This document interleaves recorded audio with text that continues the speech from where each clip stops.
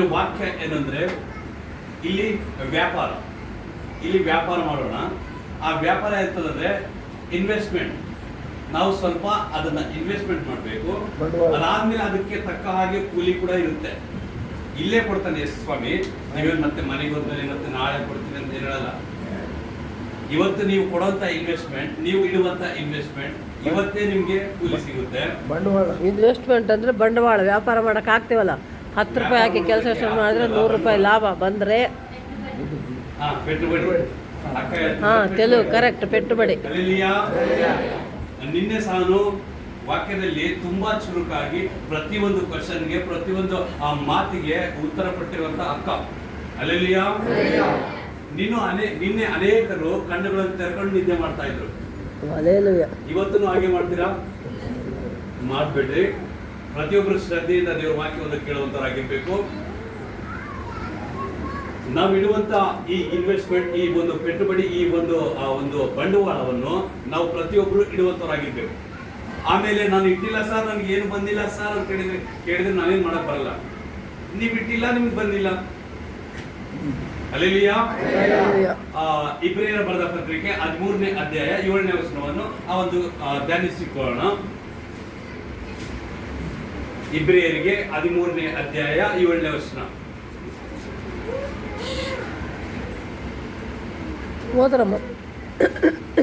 ಈಗ ಆ ಸಭಾ ನಾಯಕರನ್ನು ಜ್ಞಾಪಕ ಮಾಡಿಕೊಳ್ಳ್ರಿ. ಅವರು ಯಾವ ರೀತಿಯಿಂದ ನಡೆದುಕೊಂಡು ಪ್ರಾಣ ಬಿಟ್ಟರೆಂಬುದನ್ನು ಆಲೋಚಿಸಿರಿ. ಅವರ ನಂಬಿಕೆಯನ್ನು ಅನುಸರಿಸಿ ಯೇಸು ಕ್ರಿಸ್ತನು ನಿನ್ನೆ ಸಾಕು. ಹಲ್ಲೆಲೂಯಾ. ಇಲ್ಲಿ ಇನ್ವೆಸ್ಟ್ಮೆಂಟ್ ಅನ್ನುವಂಥದ್ದು ಏನು ಅಂತಂದ್ರೆ, ನಾವು ಮೊದಲು ಯೇಸು ಸ್ವಾಮಿ ಒಂದು ಆಜ್ಞೆ ಕೊಡ್ತಾನೆ. ಈಗ ನೀವು ಯಾವ್ದಾದ್ರು ಒಂದು ಹೊಲಕ್ಕೆ ಆಗ್ಲಿ ಒಂದು ಕೆಲಸಕ್ಕೆ ಹೋದಾಗ ಮೊದಲು ನೀವೇನ್ ಮಾಡ್ಬೇಕು, ಒಬ್ಬ ಯಜಮಾನನು ಮೊದಲಿಗೆ ಏನ್ ಹೇಳ್ತೀನಿ, ಒಂದು ಕೆಲಸವನ್ನು ಮಾಡು. ಈ ಕೆಲಸ ಮಾಡಿದ್ರೆ ಇದಕ್ಕೆ ಏನ್ ಕೊಡ್ತೀನಿ, ಕೂಲಿ ಕೊಡ್ತೀನಿ ಅಂತೇಳಿ.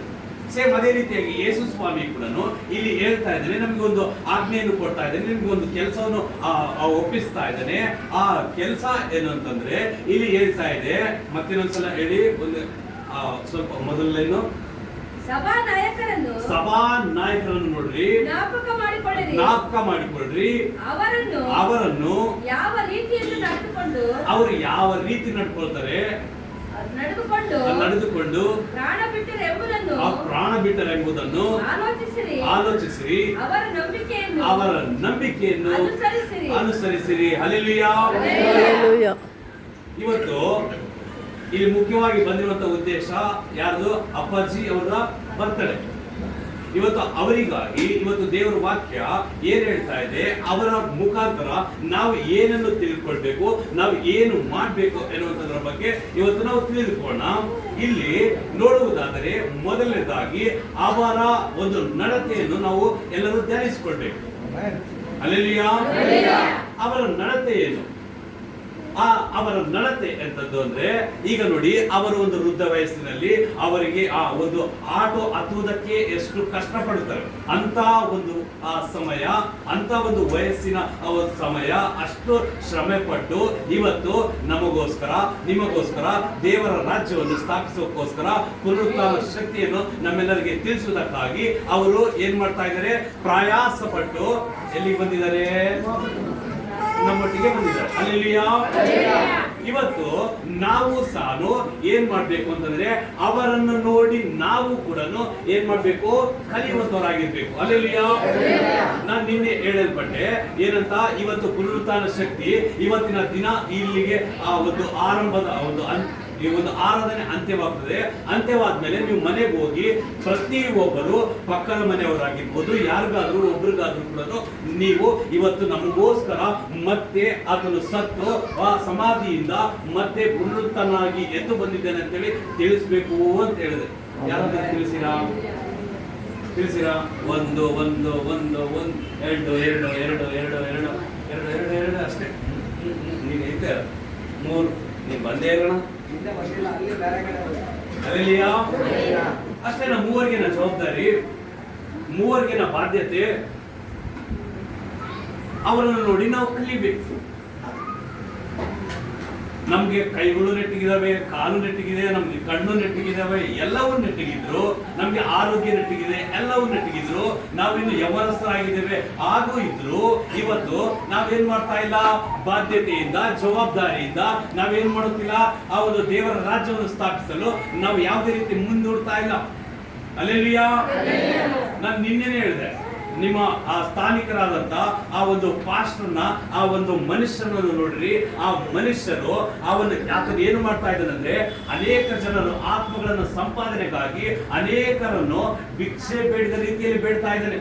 ಬನ್ನಿ ಚರ್ಚೆಗೆ ಬನ್ನಿ ಅಂತೇಳಿ ಅನೇಕ ಪಾಸ್ಟರ್ಗಳನ್ನು, ಅನೇಕ ಅವರ ಸಹ ಇರುವಂತ ಅನೇಕರನ್ನು ಯಾರು ಚೆನ್ನಾಗಿ ವಾಕ್ಯ ಹೇಳ್ತಾರೆ ಅವ್ರನ್ನ, ಬನ್ನಿ ಸಾರ್ ನಮ್ಮ ಚರ್ಚೆಗೆ ಬನ್ನಿ ಸಾರ್, ಸ್ವಲ್ಪ ನಮ್ಮ ಸಭೆಯನ್ನು ಬಲಪಡಿಸಿ ಸಾರ್, ಬರ್ರಿ ಬರ್ರಿ ಬರ್ರಿ ಅಂತೇಳಿ ಭಿಕ್ಷೆ ಬೇಡ್ತಾ ಇದ್ದಾರೆ. ಹಲ್ಲೆಲೂಯಾ. ನಾನು ಮತ್ತೆ ನೋಡ್ತಾ ಇದ್ದೀನಿ, ಯಾರಾದ್ರೂ ಚರ್ಚಿಗೆ ಬಂದಿಲ್ಲ ಇವತ್ತು ಅಂದ್ರೆ ಅವರ ಮನೆ ಹತ್ರ ಆಗ್ಲಿ ಹೋಗಿ ಆ ಮಗನನ್ನು ಕಳಿಸಿ ಏನ್ ಮಾಡ್ತಾ ಇದ್ದಾನೆ, ಇವತ್ತು ಯಾಕೆ ಚರ್ಚಿಗೆ ಬಂದಿಲ್ಲ ಅಂತೇಳಿ ಕೇಳಿಸ್ಕೊಂಡು ಬರ್ತಾ ಇದ್ದಾರೆ. ಹಲ್ಲೆಲೂಯಾ. ಅದು ಜವಾಬ್ದಾರಿ, ಆ ಒಂದು ಬಾಧ್ಯತೆ ಯಾರಲ್ಲಿದೆ, ಅವರಲ್ಲಿದೆ. ಹಲ್ಲೆಲೂಯಾ. ನೋಡಿ, ಆ ಸಭಾ ಪಾಲಕರ ಆ ಒಂದು ನಡತೆಯನ್ನು ನಾವೇನ್ ನೋಡ್ಬೇಕಂತೆ, ನೋಡುವಂತವರಾಗಿರ್ಬೇಕು. ಹಲ್ಲೆಲೂಯಾ. ಇವತ್ತು ಅದಾದ ಮೇಲೆ ನಂಬಿಕೆ ಸಭಾಪಾಲಕರ ನಂಬಿಕೆ. ಆ ನಂಬಿಕೆ ಏನಂದ್ರೆ, ಇವತ್ತು ನೋಡಿ, ಯೇಸು ಸ್ವಾಮಿ ಅವತ್ತು ಅಲ್ಲಿ ಪುನರುತ್ಥಾನ ಆಗಿಲ್ಲ ಅಂದಿದ್ರೆ ಅವರಲ್ಲಿ ಪುನರುತ್ಥಾನ ಆ ನಂಬಿಕೆ ಬರ್ತಾ ಇರಲಿಲ್ಲ. ಸೊ ಅಲ್ಲಿ ಪುನರುತ್ಥಾನನಾಗಿದ್ದಾನೆ ಅಂತೇಳಿ ಅವರು ಏನ್ ಮಾಡಿದ್ರು, ನಂಬಿದ್ರು, ಗಟ್ಟಿಯಾಗಿ ನಂಬಿದ್ರು, ಬಲವಾಗಿ ನಂಬಿದ್ರು. ಆದ ಕಾರಣ ಇವತ್ತು ಧೈರ್ಯದಿಂದ ಏನ್ ಮಾಡ್ತಾ ಇದ್ದಾರೆ, ದೇವರ ಸುವಾರ್ತೆಯನ್ನು ಅವರು ಸಾರಲಿಕ್ಕೆ ಬರ್ತಾ ಇದ್ದಾರೆ. ಸುವಾರ್ತೆ 18ನೇ ಅಧ್ಯಾಯದಲ್ಲಿ ಕೊನೆಯದಾಗಿ ಹೇಳ್ತಾ ಇದ್ದೇನೆ, ದೇವರ ವಾಕ್ಯ ಹೇಳ್ತಾ ಇದೆ, ಈ ಭೂಲೋಕದಲ್ಲಾಗಲಿ ಆ ಪರಲೋಕದಲ್ಲಾಗಿಲ್ಲ, ಎಲ್ಲದರಲ್ಲಿ ಕೂಡ ಸರ್ವಾಧಿಕಾರವು ನನ್ನದೇ ಅಂತ ಹೇಳ್ತಾ ಇದ್ದೇನೆ ಸ್ವಾಮಿ. ಹಲ್ಲೆಲೂಯಾ. ಆ ಅಧಿಕಾರವು ನಮಗೆ ಕೊಟ್ಟಾಗ ನಾವೇನ್ ಮಾಡ್ಬೇಕು, ನಾವು ಮುಂದೂಡ್ಬೇಕು. ಮೆಲ್ಲಕ್ಕೆ ನಿಧಾನಕ್ಕೆ ನಡ್ಕೋತ ಬೆಕ್ಕು ಹೆಂಗೆ ಹೋಗ್ತದೆ ಹಂಗೆ ನಡ್ಕೊಂತ ಹೋಗೋದಲ್ಲ.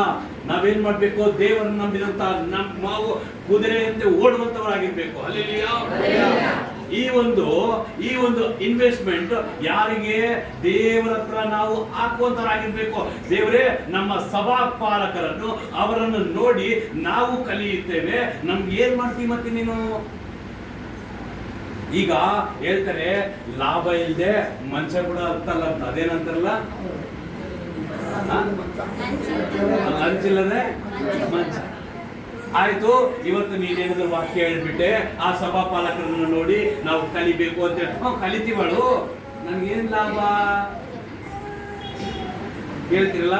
ಆದ್ರೂ ಕೂಡ ಯೇಸು ಸ್ವಾಮಿ, ಆಯ್ತು ನೀವು ಒಪ್ಕೊಂಡ್ರೆ, ನೀವು ಮಾಡಿದ್ರೆ, ನನ್ನ ಆಜ್ಞೆಯನ್ನು ಕೈಗೊಳ್ತೀನಿ ಅಂತೇಳಿ ನೀವು ಮಾಡಿದ್ರೆ, ಆದ್ರೆ ನಾನು ಸುಮ್ಮನೆ ಯಾವತ್ತೂ ಬಿಡಲ್ಲ. ಅದಕ್ಕೆ ಏನ್ ಮಾಡ್ತಾನೆ, ಒಂದಿನ ಅಲ್ಲ, ಇದ್ದ ಕ್ಷಣದಲ್ಲಿ, ಹಲ್ಲೆಲೂಯಾ, ಇದ್ದ ಕ್ಷಣದಲ್ಲಿಯೇ ನಿನಗೆ ಲಾಭವನ್ನು ತರಿಸುವಾತನಾಗಿದ್ದಾನೆ. ಹಲ್ಲೆಲೂಯಾ.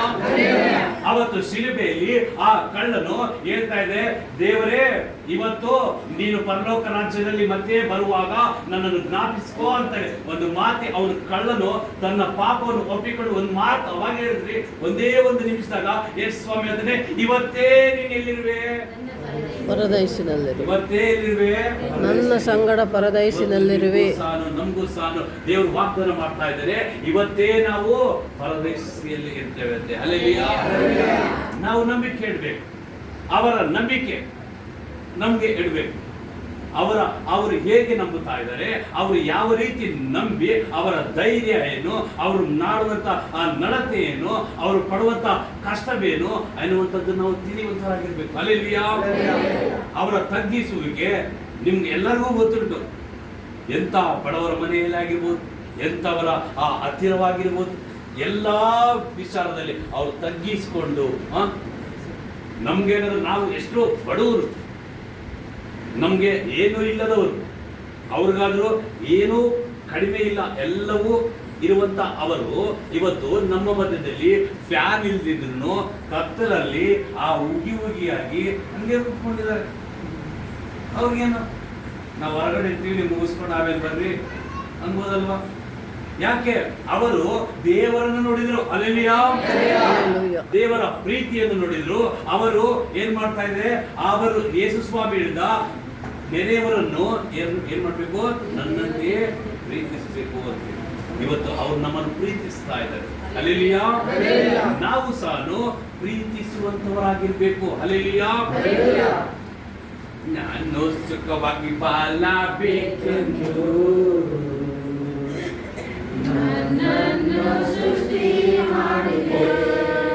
ನಾನು ಹಾಡಂತೇಳಿ ನಿಮ್ಗೆ ನಾನು ಹಾಡ, ನಾನು ಸುಖವಾಗಿ ಬಾಳಬೇಕೆಂದು ನಿಮ್ಮನ್ನು ಸೃಷ್ಟಿ ಮಾಡಿದೆ.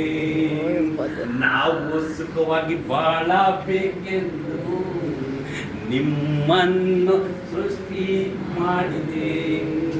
ಇವತ್ತು ನಾವು ಸುಖವಾಗಿ ಬಾಳ್ಬೇಕಂತೇಳಿ ಯಾರನ್ನ, ಅಪ್ಪಜಮ್ಮನನ್ನು ನಮ್ಗೆ ಸೃಷ್ಟಿ ಮಾಡಿದ್ದಾರೆ. ಎಷ್ಟು ಅಲ್ಲೆಲ್ಲಿಯಾ. ಅದು ಹೇಗೆ ಅಂದ್ರೆ, ಇವತ್ತು ಅವ್ರಿಲ್ಲ ಅಂದ್ರೆ ನಾವು ನಾಶವಾಗ್ತಾ ಇದ್ವಿ. ಅವರು ಇಲ್ಲ ಅಂದ್ರೆ ದೇವರನ್ನು, ನಿಜವಾದ ದೇವರನ್ನು, ನಿಜವಾದಂತಹ ತಂದೆಯನ್ನು ನಾವು ಅರಿತುಕೊಳ್ತಾ ಇಲ್ಲ. ನಾವು ಎಲ್ಲೋ ಇರ್ತಾ ಇದ್ವಿ, ಪಾಪದಲ್ಲಿ ಇರ್ತಾ ಇದ್ವಿ, ನರಕದಲ್ಲಿ ಇರ್ತಾ ಇದ್ವಿ. ದೇವರ ರಾಜ್ಯವನ್ನು ಕಂಡುಕೊಳ್ತಾ ಇರ್ಲಿಲ್ಲ, ದೇವರ ಪ್ರೀತಿಯನ್ನು ನಾವು ಕಂಡುಕೊಳ್ತಾ ಇರ್ಲಿಲ್ಲ. ನಾವೇನ್ ಮಾಡ್ತಾ ಇದ್ವಿ, ಎಲ್ಲೋ ಇರ್ತಿದ್ವಿ. ಇವತ್ತು ನಾವು ಸುಖವಾಗಿ ಬಾಳಬೇಕೆಂತಲೂ ಅವರನ್ನು ನಮಗಾಗಿ ಆ ಒಂದು ಆತ್ಮೀಯ ತಂದೆಯಾಗಿ, ತಾಯಿಯಾಗಿ ಇವತ್ತು ನಮಗಾಗಿ ದೇವರು ಕೊಟ್ಟಿದ್ದಾನೆ, ಅಲ್ಲೆಲ್ಲಿಯಾ. ಇವತ್ತು ನಾವು ಅವರಂತೆ, ಅವರಿಗಾಗಿ ಇವತ್ತು ನಾವೇನ್ ಮಾಡ್ಬೇಕು, ಅವರು ಮಾಡುವಂತಹ ಪ್ರಯಾಸವನ್ನು ನಾವು ಕೂಡ ಜ್ಞಾಪಕದಲ್ಲಿ ಇಟ್ಕೊಂಡು ಅದೇ ರೀತಿಯಾಗಿ ನಡೆಯುವ ಹಾಗೆ ನಮ್ಮ ಒಂದು ಇನ್ವೆಸ್ಟ್ಮೆಂಟ್ ಆಗ್ಬೇಕು, ಅಲ್ಲೆಲ್ಲಿಯಾ. ಇದಕ್ಕೆ ಒಂದು ಕೂಲಿ ಏನು ಅಂದ್ರೆ, ಯೆಶಾಯನ ಬರೆದ ಗ್ರಂಥ 27ನೇ ಅಧ್ಯಾಯ 10ನೇ ವಚನ, ಇಲ್ಲಾಂದ್ರೆ 10ನೇ ಅಧ್ಯಾಯ 27ನೇ ವಚನ. ಯೆಶಾಯ 10:27 ಒಬ್ರು ತೆಗಿರಿ. ಯೆಶಾಯ 27:10 ತೆಗಿರಿ. ಸ್ವಲ್ಪ ಕನ್ಫ್ಯೂಸ್ ಆಗ್ತಾ ಇದೆ.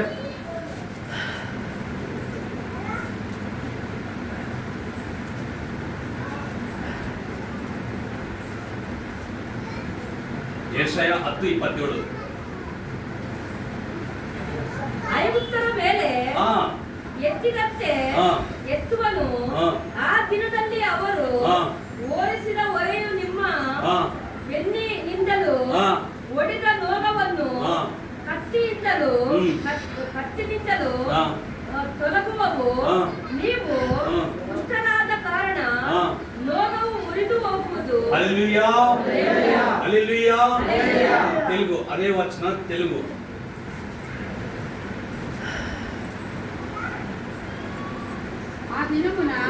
ఆ దినದಲ್ಲಿ నీ భుజము మీద నుండి అతని బరువు తీసి వేయబడును. నీ మెడ మీద నుండి అతని కాడు కొట్టి వేయబడును. నీవు బలిసినందున నీ కాడి విరిగి కొట్టబడును. అస్కరియలు అయితే మీద పడుచున్నారు. నీ గోవును ಹಲ್ಲೆಲೂಯಾ. ಈ ದೇವರ ವಾಕ್ಯ ಹೇಳ್ತಾ ಇದೆ ನಮ್ಗೆ, ಇವತ್ತು ನೀವು ಹಾಗೆ ಮಾಡಿದ್ರೆ ನಾನು ಇದನ್ನು ದಯಪಾಲಿಸ್ತೀನಿ ಅಂತ ನಿಮ್ಗೆ ವಾಗ್ದಾನ ಕೊಡ್ತಾ ಇದ್ದೇನೆ. ಅದೇನಂದ್ರೆ, ನಿಮ್ಮ ತಲೆಯ ಮೇಲಿರುವಂತ ಹೊರೆಗಳನ್ನು ನಾನೇನ್ ಮಾಡ್ತೀನಿ, ತೆಗೆದು ಹಾಕ್ಬಿಡ್ತೀನಿ. ಹಲ್ಲೆಲೂಯಾ. ನಿನ್ನ ಹೆಗಲ ಮೇಲೆ ಇರುವಂತ ನೊಗಗಳನ್ನು ನಾಶ ಮಾಡಿಬಿಡ್ತೀನಿ ಅಂತೇಳಿ ದೇವರು ಹೇಳ್ತಾ ಇದ್ದಾನೆ. ಹಲ್ಲೆಲೂಯಾ. ನಿನ್ನ ಮೇಲೆ ಹೊರೆ. ದೇವರ ವಾಕ್ಯ ಮತ್ತೊಂದು ಕಡೆ ಹೇಳ್ತಾ ಇದ್ದೇನೆ, ಎಲೆ ಕಷ್ಟಪಡುವವರೇ, ನೆರವತ್ತುವವರೇ, ನೀವು ನನ್ನ ಬಳಿಗೆ ಬಂದಿರಿ, ನಾನು ನಿಮಗೆ ವಿಶ್ರಾಂತಿಯನ್ನು ಕೊಡುತ್ತೇನೆ ಅಂತೇಳಿ ಹೇಳಿದ್ದಾನೆ. ಹಲ್ಲೆಲೂಯಾ. ಇವತ್ತು ನೀವು ಆತನನ್ನು ನಂಬಿ ಇಲ್ಲಿಗೆ ಬಂದಿದ್ದೀರಾ. ಇಲ್ಲಿಗೆ ನೀವು ಬಂದಾಗ ಯೇಸು ಸ್ವಾಮಿ ಆತನನ್ನು ನಂಬಿದ ಪ್ರತಿಯೊಬ್ಬರಿಗೆ ಯಾವನಿಗಾದರೂ ಕೂಡ ಅವನು ಲಜ್ಜೆ ಪಡಿಸುವುದಿಲ್ಲ, ಅವನನ್ನು ಆಶಾಭಂಗ ಪಡಿಸುವುದಿಲ್ಲ. ಏನೋ ನೀವು ಆಸೆ ಬೀಳಲಿ, ಏನೋ ಈ ಒಂದು ಸಮಯಕ್ಕೆ ನೀವು ಸಂತೋಷ ಪಡಲಿ ಅಂತೇಳಿ ಇಲ್ಲಿ ವಾಕ್ಯವನ್ನು ಹೇಳ್ತಾ ಇದೆ. ನಿಮ್ಮ ಜೀವಿತಕ್ಕೆ, ನಿಮ್ಮ ಒಂದು ಸುಖ ಸಂಸಾರಕ್ಕೆ, ನಿಮ್ಮ ಒಂದು ಜೀವನಕ್ಕೆ ಒಂದು ದಾರಿಯನ್ನು ಈ ಒಂದು ಯೇಸುವಿನ ಮಾರ್ಗ ತೋರಿಸಿಕೊಡ್ತಾ ಇದೆ. ಹಲ್ಲೆಲೂಯಾ. ಇದು ಸತ್ಯ. ಹೇಳ್ತಾ ಇದೆ, ನಿನ್ನ ಹೊರೆ, ನಿನ್ನ ನೊಗ, ನಿನ್ನಲ್ಲಿ ಏನೇ ಕಷ್ಟ, ನಿನ್ನಲ್ಲಿ ಏನೇ ದುಃಖ, ನಿನ್ನಲ್ಲಿ ಏನೇ ಬಾಧೆ, ಏನೇ ಕಣ್ಣೀರು, ನಿನ್ನಲ್ಲಿ ಏನೇ ಸಾಲಗಳು, ಏನೇ ಇದ್ದರೂ ಕೂಡ ಅವುಗಳು ಸಂಪೂರ್ಣವಾದಂತಹ ಬಿಡುಗಡೆ ಕೊಡ್ತದಂತೆ. ಹಲ್ಲೆಲೂಯಾ. ಎಂತ ಬಿಡುಗಡೆ? ಸಂಪೂರ್ಣವಾದ ಬಿಡುಗಡೆ. ಏನೋ ಬಿಡುಗಡೆ ಅಂದ್ರೆ ಬಿಡುಗಡೆ ಅಷ್ಟೇ ಅಲ್ಲ, ಏನೋ ಸಂಪೂರ್ಣ ಬಿಡುಗಡೆ. ಹಲ್ಲೆಲೂಯಾ. ಅದೇ ಮಾತು ಅಪ್ಪಾಜಿ ಕೂಡ ಒಂದು ಎಲ್ಲಿ ಇದರಲ್ಲಿ ಹೇಳಲ್ಪಡ್ತು, ಏನಂತೆ, ಮಲ ವಿಸರ್ಜನೆ ಅಂದ್ರೆ ಒಂದು ಸಲ ತೆಗೆದಾಕಿದ ಮೇಲೆ ಅದನ್ನು ಮತ್ತೆ ಮುಟ್ಕೊಳಕ್ಕಾಗುತ್ತಾ? ಸೇಮ್ ಅದೇ ರೀತಿಯಾಗಿ ಇಲ್ಲಿ ಕೂಡ ದೇವರ ವಾಕ್ಯ ಹೇಳ್ತಾ ಇದೆ, ಒಂದು ಸಲ ಯೇಸು ಸ್ವಾಮಿ ನಿನ್ನ ಮೇಲೆ ಅಭಿಷೇಕವನ್ನು ಆತನ ಸುರಿಸಿದಾನೆ ಅಂದ್ರೆ ನಿನ್ನಲ್ಲಿ ಬಿಡುಗಡೆ ಉಂಟಾಗ್ತದೆ. ಹಲ್ಲೆಲೂಯಾ. ನಿನ್ನ ಹೊರೆಯು ಬಿದ್ದು ಹೋಗ್ತದೆ, ನಿನ್ನ ನೊಗಗಳು ಮುರಿದು ಹೋಗ್ತವೆ. ಹಲ್ಲೆಲೂಯಾ. ಅದೇ ಮೇಲೆ ವಚನ 25.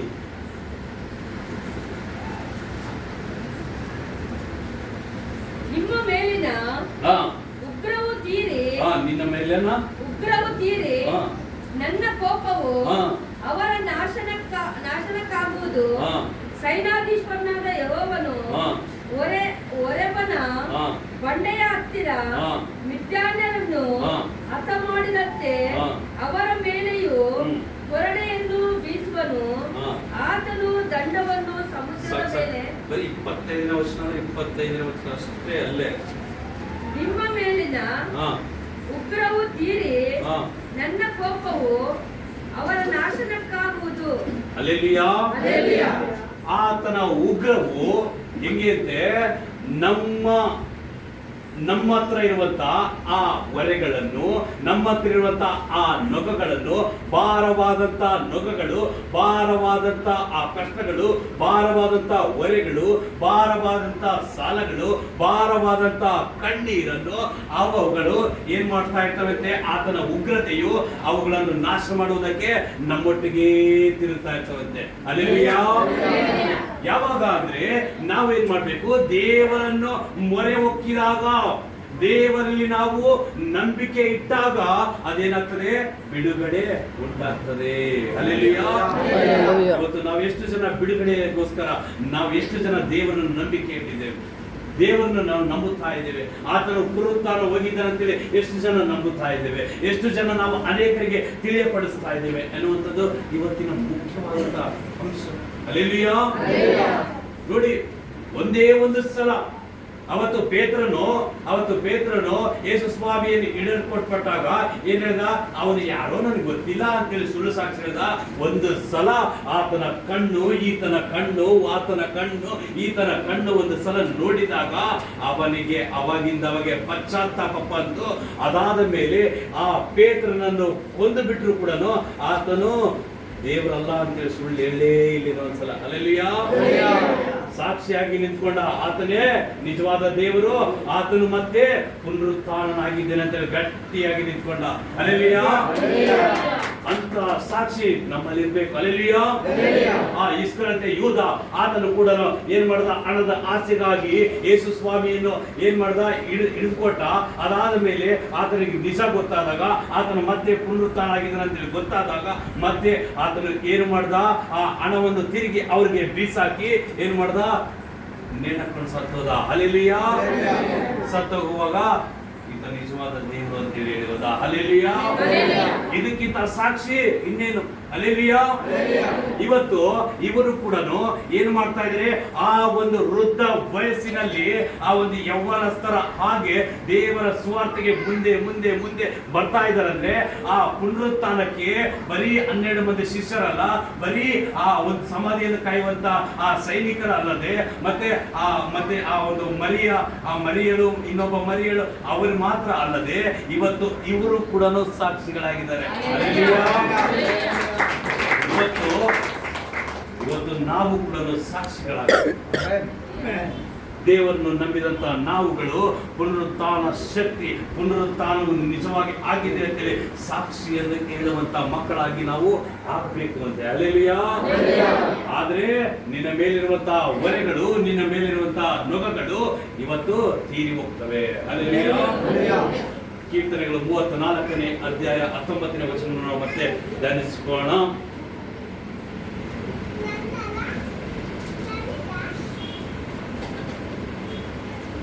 ಕೀರ್ತನೆಗಳು 19ನೇ ಅಧ್ಯಾಯ 34ನೇ ಅಧ್ಯಾಯ 19ನೇ ವಚನವನ್ನು ಧ್ಯಾನಿಸಿಕೊಳ್ಳೋಣ. ನೀತಿವಂತನಿಗೆ ಸಂಭವಿಸುವ ಕಷ್ಟಗಳು ಅನೇಕವಿದ್ದರೂ ಯೆಹೋವನು ಅವೆಲ್ಲವುಗಳಿಂದ ಅವೆಲ್ಲವುಗಳನ್ನು ಬಿಡಿಸುತ್ತಾನೆ. ಹಲ್ಲೆಲೂಯಾ. ಒಂದು ಹಾಡು, ನೀತಿವಂತರಿಗೆ ಬರುವ ಕಷ್ಟಗಳು ಅನೇಕವಿದ್ದರೂ, ನೀತಿವಂತರಿಗೆ ಬರುವ ಕಷ್ಟಗಳು ಅನೇಕವಿದ್ದರೂ ನೀನೇ ಬಿಡಿಸುವೆ. ನೀತಿವಂತನಿಗೆ ಬರುವಂತ ಕಷ್ಟಗಳು ಅನೇಕವಿದ್ದರೂ ಅವುಗಳನ್ನು ತೀರಿಸುವಂತ ಶಕ್ತನು ಯಾರು? ದೇವರು. ಅವನೇ ನನ್ನ ಜೀವನಕ್ಕೆ, ನಮ್ಮ ಜೀವನಕ್ಕೆ, ನಿನ್ನ ಜೀವನಕ್ಕೆ, ಎಲ್ಲರ ಜೀವನಕ್ಕೆ ಅವನೇ. ಆತನು ಯಾರು? ಸರ್ವಶಕ್ತನಾದಂತಹ ದೇವರು. ಹಲ್ಲೆಲೂಯಾ. ಇವತ್ತು ಆತನು ನಮ್ಮೊಟ್ಟಿಗೆ ಇದ್ದಾನೆ. ಇವತ್ತು ನಿನ್ನ ಹತ್ರ ಅನೇಕ ಕಷ್ಟಗಳು ಬರಬಹುದು, ಅನೇಕ ದುಃಖಗಳು ಬರಬಹುದು, ನಿನ್ನ ಮೇಲೆ ಅನೇಕ ಭಾರಗಳು ಇರಬಹುದು. ಆದ್ರೆ ನೀವು ಯಾರ ಬಳಿಗೆ ಬರಬೇಕು? ಆತನ ಬಳಿಗೆ ನೀವು ಬರಬೇಕು. ಅದನ್ನು ಬಿಟ್ಟು ಲೋಕದಲ್ಲಿರುವಂತ ಅನೇಕ ಬೆಳ್ಳಿ ಬಂಗಾರ ಆಸ್ತಿ, ಅನೇಕ ದೊಡ್ಡ ವ್ಯಕ್ತಿಗಳು, ಆ ರಾಜಕೀಯ ವ್ಯಕ್ತಿಗಳು, ಅವರು ಇವರು ಅಂತೇಳಿ ಅವ್ರ ಮೇಲೆ ಆಧಾರ ಪಟ್ಕೊಂಡು ನೀವು ಹೋದ್ರೆ ಅವ್ರು ನಿನ್ಗೆ ದಾರಿ ತೋರಿಸ್ಬೋದು. ಎಷ್ಟು ದಿನ? 1 ದಿನಕ್ಕೆ 2 ದಿನಕ್ಕೆ, ಅಪ್ಪಿ ತಪ್ಪಿ ನೀನು ಜೀವದಿಂದ ಇರುವವರೆಗೂ ಅವ್ರು ನಿನಗೆ ದಾರಿ ತೋರಿಸ್ಬೋದು. ಸತ್ತ ಮೇಲೆ ನಿನಗೆ ಯಾರು ದಾರಿ ತೋರಿಸಲ್ಲ. ನಿನ್ನ ಆತ್ಮ ಅದೇ ಎಲ್ಲಿ ಹೋಗ್ತದೆ? ನರಕಕ್ಕೆ ಹೋಗ್ಬಿಡ್ತದೆ. ಅದೇ ನೀನು ದೇವರನ್ನು ನಂಬಿ ದೇವರ ಮೇಲೆ ಆಧಾರ ಪಟ್ಟು ನೀನು ಇರುವುದಾದ್ರೆ, ನಡೆಯುವುದಾದ್ರೆ, ನೀನು ಸತ್ತರು ಬದುಕಿದರು ಮತ್ತೆ ನಿನ್ನ ಆತ್ಮವು ನಾಶವಾಗದೆ ನಿನ್ನ ಆತ್ಮವು ಎಲ್ಲಿ ಹೋಗ್ತದೆ? ಪರಲೋಕಕ್ಕೆ. ಹಲ್ಲೆಲೂಯಾ. 17ನೇ ವಚನ.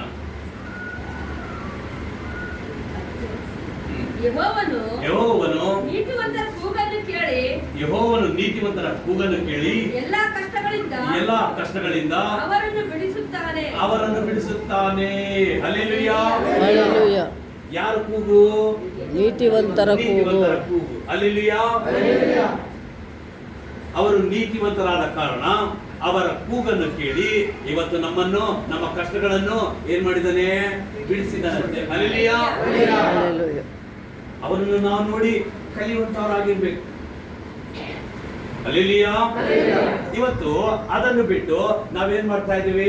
ಅವರಿಗೆ ಶ್ರಮೆ ಕೊಡ್ತಾ ಇದೀವಿ, ಅವರನ್ನು ಬಾಧೆ ಬಿಡಿಸ್ತಾ ಇದೀವಿ, ಅವರು ಎಷ್ಟೋ ನೊಂದುಕೊಳ್ತಾ ಇದ್ದಾರೆ ಗೊತ್ತಾ? ಹಾಗೆ ನಾವು ಮಾಡ್ತಾ ಇದ್ದೀವಿ. ಇವತ್ತು ಅಪ್ಪಾಜಿ ಬರ್ತಡೇ ಅಂತೇಳಿ ಎಷ್ಟೋ ಜನಕ್ಕೆ ಗೊತ್ತು. ಇದು 1 ದಿವಸ ಅಲ್ಲ, 2 ದಿವಸ ಅಲ್ಲ, ಹೋದ ವಾರ, ಆ ಕಡೆ ವಾರ ಇಂದ ಎಲ್ಲರಿಗೂ ಗೊತ್ತಿದ್ರು ಕೂಡ ಇದುವರೆಗೂ ಅಪ್ಪಾಜಿಗೆ ಒಂದು ವಿಶ್ ಮಾಡಿಲ್ಲ ಅಂತೇಳಿ ಬಾಧೆ ಪಡ್ತಾ ಇದ್ದಾರೆ. ಹಲ್ಲೆಲೂಯಾ. ಯಾಕೆ ಆ ಬಾಧೆ ಅಂದ್ರೆ ಅವರು ಶ್ರಮ ಪಟ್ಟು ಇಷ್ಟೆಲ್ಲಾ ಜನರನ್ನು ಅವರು ನಮ್ಮನ್ನು ಬದುಕಿಸಿ ಇವತ್ತು ಇಲ್ಲಿ ತಂದಿದ್ರು ಕೂಡ ಇವತ್ತು ಜಸ್ಟ್ ಅವ್ರೇನು ಬೆಳ್ಳಿ ಬಂಗಾರ ನನಗೆ ಗಿಫ್ಟ್ ಕೊಡ್ರಿ, ನನ್ನ ಬರ್ತಡೆಗೆ ಉಂಗ್ರ ಹಾಕ್ರಿ, ನನ್ನ ಬರ್ತಡೆಗೆ ಚೈನಾ ಹಾಕ್ರಿ ಅಂತ ಹೇಳ್ತಾ ಇಲ್ಲ. ಅವ್ರಿಗೊಂದು ವಿಶ್ ಮಾಡಿ ಮಾಡಿದ್ರೆ ಇವತ್ತು ನನಗೆ ಪ್ರತಿಫಲ ಸಿಕ್ತು ಅಂತೇಳಿ ಅವ್ರೇನ್ ಮಾಡ್ತಾರೆ, ಸಂತೋಷ ಪಡ್ತಾರೆ. ಅದನ್ನ ನಾವು ಮಾಡ್ತಾ ಇಲ್ಲ. ಹಲ್ಲೆಲೂಯಾ. ಅದನ್ನ ಮಾಡ್ತಾ ಇಲ್ಲ. ಮಾಡಿಲ್ಲ ಅಂದ್ರೆ ಇನ್ನೇನ್ ನಾವು ಕೂಲಿ ಇಲ್ಲ, ನಿಮ್ಗೆ ಕೂಲಿ ಇಲ್ಲ, ಕೂಲಿ ಇಲ್ಲ, ಮನೆಗೆ ಹೆಂಗೆ ಹೋಗ್ಬಿಡ್ರಿ, ಕೂಲಿ ಇಲ್ಲ ನಿಮ್ಗೆ. ಹಲ್ಲೆಲೂಯಾ. ಕೂಲಿ ಬೇಕು ಅಂದ್ರೆ ಅವರನ್ನು ಅವರ ಮಾರ್ಗಕ್ಕೆ ಅವರು ಏನು ಮಾಡ್ತಾ ಇದ್ದಾರೆ ಅವರಿಗೆ ನಾವು ಇನ್ನೂ ಹೆಚ್ಚಾಗಿ ಪ್ರೋತ್ಸಾಹವನ್ನು ಮಾಡುವಂತವರಾಗಿರ್ಬೇಕು. ಹಲ್ಲೆಲೂಯಾ. ಅದೇ ನೀನು ಸಂತೋಷದಿಂದ ಅವರಿಗೆ ವಿಶ್ವಾಸ ಮಾಡ್ತಾ ಇದ್ರೆ, ನೀನು ಅವರನ್ನು ಹೊಗಳ್ತಾ ಇದ್ರೆ, ಅವರನ್ನು ಕುರಿತಾಗಿ ನೀನು ಅನೇಕ ಜನರಿಗೆ ಹೇಳಿ ಅವರನ್ನು ನಿನ್ನ ರಕ್ಷಣೆ ಮಾರ್ಗಕ್ಕೆ ತರ್ತಾ ಇದ್ರೆ, ನೀನು ದೇವರನ್ನು ಬಗ್ಗೆ ಹೇಳಿ ನೀನು ಅನೇಕರನ್ನು ರಕ್ಷಣೆ ಮಾರ್ಗಕ್ಕೆ ತರ್ತಾ ಇದ್ರೆ ಅವ್ರಿಗೆ ಏನಾಗ್ತದೆ, ಖುಷಿ ಆಗ್ತದೆ. ಅವರು ಇನ್ನೂ ಹೆಚ್ಚಾಗಿ ಇನ್ನೂ ನಾವು ಬೇರೆ ಊರಿಗೆ ಹೋಗ್ಬೇಕು, ಇನ್ನು ನಾವು ಬೇರೆ ಕಡೆ ಮಾಡ್ಬೇಕು ಅಂತೇಳಿ ಅವ್ರಿಗೆ ಏನಾಗ್ತದೆ, ಖುಷಿ ಬರ್ತದೆ. ಹಲ್ಲೆಲೂಯಾ. ಅದನ್ನು ಬಿಟ್ಟು ನಾವು ನೊಂದಿಸ್ತಾ ಅವ್ರನ್ನ ಅಳಿಸ್ತಾ ಇದ್ರೆ ಅವ್ರಿಗೆ ಏನಾಗ್ತದೆ, ಸಾಕ್ ಬಿಡಪ್ಪ ಈ ಸೇವೆ, ಇನ್ನೇನು ನಮ್ ಕೂಲಿ ಇಲ್ಲ, ಕೂಲಿ ಇಲ್ಲ, ಹಂಗೆ ಹೋಗ್ರಿ, ಹಂಗೆ ಹೋಗ್ರಿ. ಇದೇ ನಮ್ಮ ಪರಿಸ್ಥಿತಿ. 34ನೇ ವರ್ಷ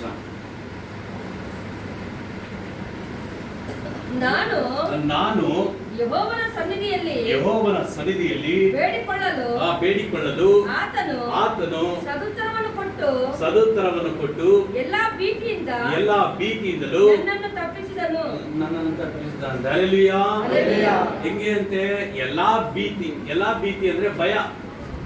ಎಲ್ಲಾ ಭಯದಿಂದಲೂ ನಿನಗೆ ಈ ಲೋಕದಲ್ಲಿ ಕೆಲವು ಜನ ಇರ್ತಾರೆ, ಅವನು ಬದುಕಿದ್ರು ಭಯ ಪಡ್ತಾನೆ, ನಾನು ನನ್ನದು ಭಯ ಪಡ್ತಾನೆ, ನಾನು ಬದುಕ್ತೀನಿ ಅಂದ್ರೆ ಅಪ್ಪ ಬದುಕಿದ್ರೆ ಏನ್ ಬರ್ಬೇಕು, ಏನಿಲ್ಲ ಕಷ್ಟ. ಹಾಗಾದ್ರೆ ಸತ್ತೋಗ್ಬಿಡ್ಲಿ ಅಂದ್ರೆ ಸತ್ತೋದ್ರೆ ಮತ್ತೆ ನಾನು ಎಲ್ಲಿಗೆ ಹೋಗ್ತೀನೋ ಅಂತ ಭಯ.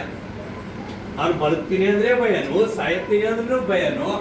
ಕೆಲವರಿಗೆ ಅನೇಕ ಸಾಲಗಳಿಂದ ಭಯ, ಅನೇಕ ಬಾಧೆಗಳಿಂದ ಭಯ, ಅನೇಕ ಒಂದು ಲೋಕದ ಸಂಗತಿಗಳಿಂದ ಭಯ, ಅನೇಕ ಕಷ್ಟಗಳಿಂದ ಭಯ.